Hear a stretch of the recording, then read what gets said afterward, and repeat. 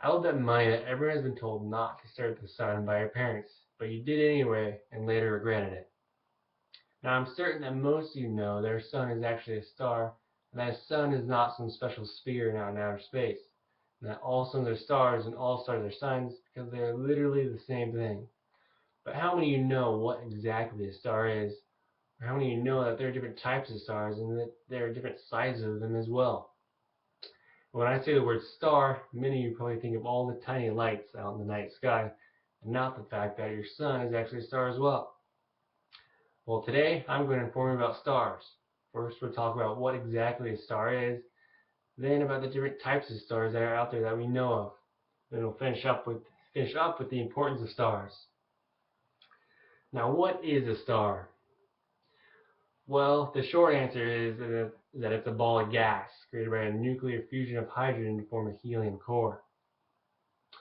Now, according to NASA, stars are born within clouds of dust scattered throughout most galaxies, just like this one. And that turbulence deep within these clouds gives rise to knots with sufficient mass that the gas and dust can begin to collapse under its own gravitational attraction, just like in this. And it's at this core at the heart of the collapsing cloud that will one day become a star, as shown in here. Now, stars aren't instantaneously made. For instance, our sun took about 50 million years to be created, which, when you think about it, is a very long time. Alright, now let's talk about the different types of stars. We'll start with main sequence stars, which are essentially young stars. And for these stars, the harder they are, the brighter they are. Now the sun, as you can see right here, that's our sun, is a typical main sequence star, a dwarf star.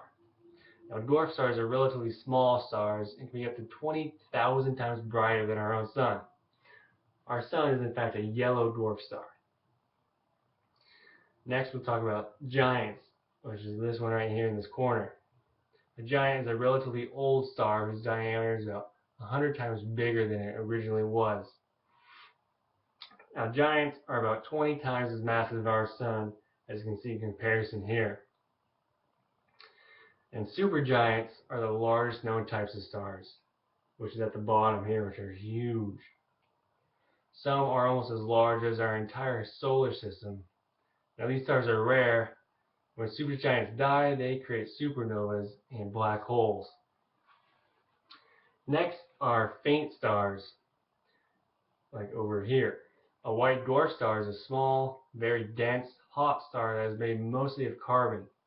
These faint stars are what remain after a red giant star loses its outer layers. Their nuclear cores are depleted. They are about the size of Earth. As you can see, it's very smaller than our sun. They will eventually lose all their heat and become a cold, dark black dwarf, also known as a dead star, and which is unfortunately the fate of our star at some time, but not in the near future. And finally, there are binary stars.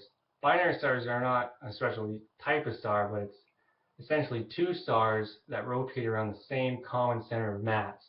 And it can be any types of stars. It could be a supergiant and a dwarf, or two of our stars, or a giant and an R star.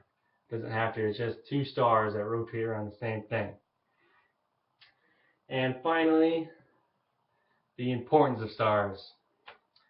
Well, as you all know, stars, our sun is what gave life to the planet on Earth, or most of you, because it gives oxygen and carbon and nitrogen to our planet.